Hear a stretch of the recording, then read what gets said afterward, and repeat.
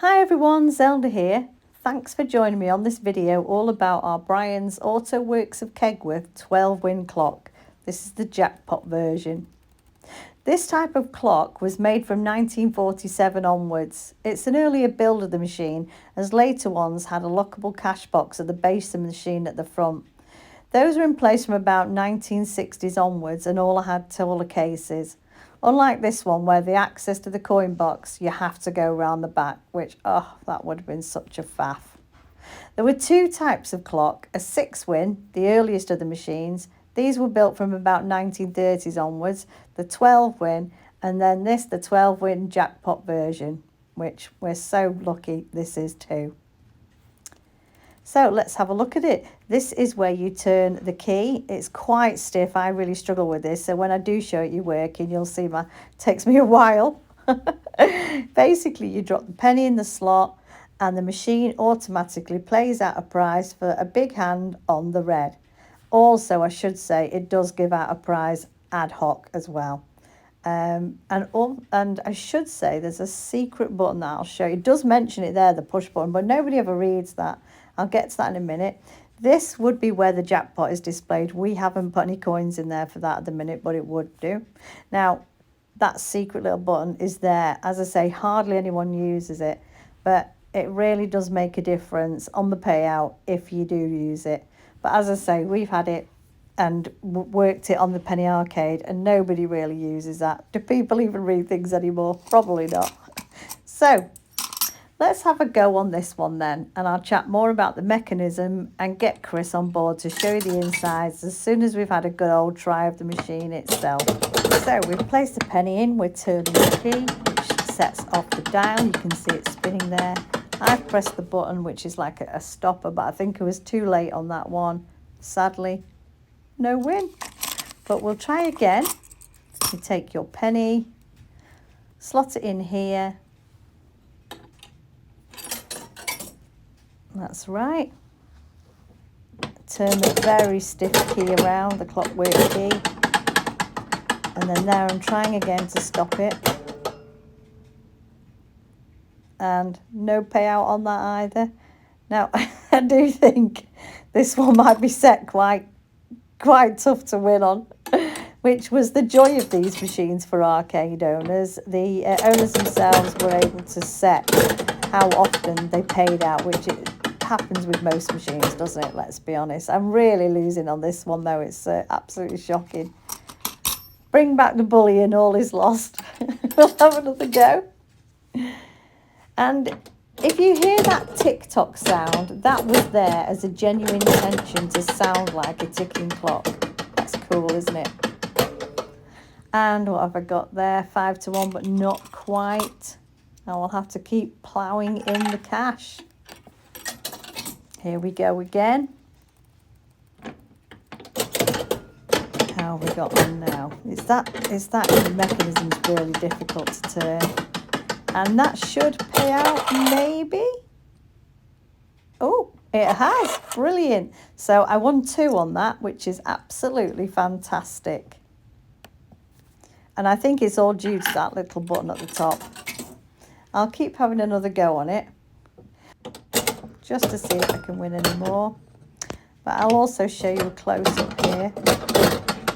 I won't complain again about how stiff that is. Now that should be a win, but maybe not, because I think it has to be the big hand. Yes, it does. That. Oh, it does pay the penny out on that because it hit the small hand. That's correct. So now I've had a little play. I'll show you these parts on there.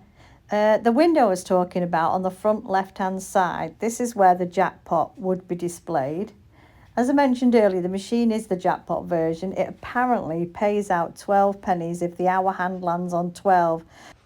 I should also say, I love this little design. It has been repainted it on this red fleck, but it does look really nice in this bright colour.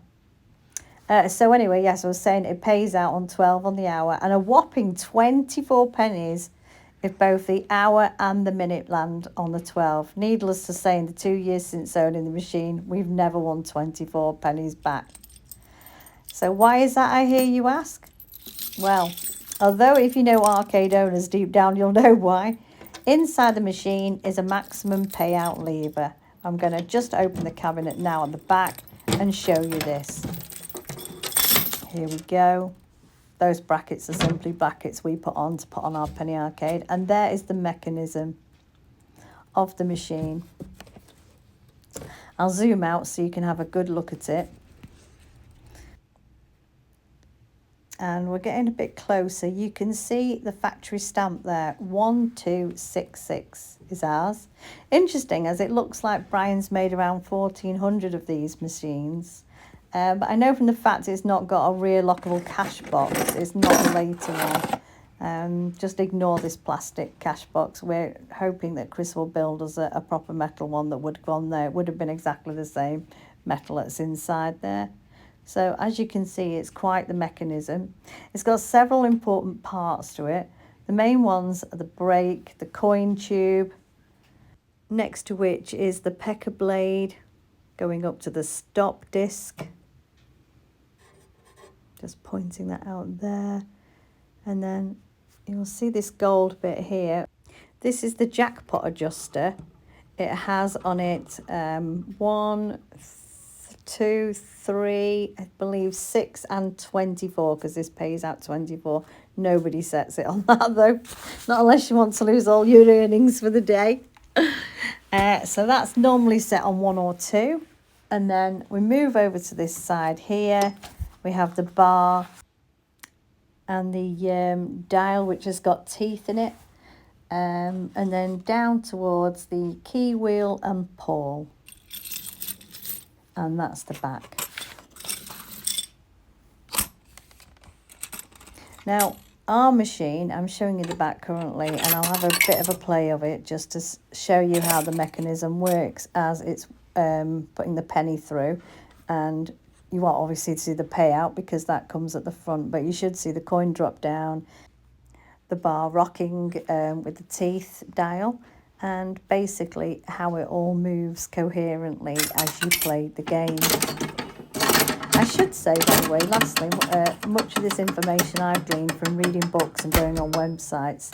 The most important of these I'll link down in the description box below, because a big thanks goes to all these amazing resources, all helping keep the hobby or business of old penny arcade machines alive and well. And I think you'll enjoy them if you like looking at machines such as this. Certainly the advertisements that came with the machine at the time boasted that they were super sturdy, hard wearing, which is quite true. This machine is at least 70 years old, and jam-proof, which, I mean, you can see, I'm amazed at how intricate this is. Certainly Bryan's themselves, the gentleman who did this must have had quite the mechanical-minded brain. So as you saw there, the penny went through and clicked there, which I believe was a payout. So I'm just going to take you back to the front. Chris has disappeared again. Have a couple more games. It is lovely and bright, isn't it? Obviously, it's been repainted with this splatter style paintwork. Originally, I believe it would have been varnished hardwood. There's some crackle glazed machines out there too, but they are quite rare. The game itself wasn't rare, however. Lots of them sold. I mean, it was a hugely popular machine for Bryan's, and they could be found as matching sets with a fruit bowl game. That is also on my wish list, and included in a large floor standing tower cabinets too. This one, however, I'll have one more go, would have been either secured to a countertop or wall mounted. Ours is normally secured to a countertop, hence the brackets on the back. So how have I done? Oh, I've not done too badly there. Maybe this is the problem. You just keep replacing the money in, don't you? I will never learn. Never, never, never. So I hope you've enjoyed this video. I mean, that's about it for this machine. And instead of a thumbs down, give me a thumbs up. And thank you everybody for subscribing. It makes a huge difference. We'll see you again next week. Take care. Bye.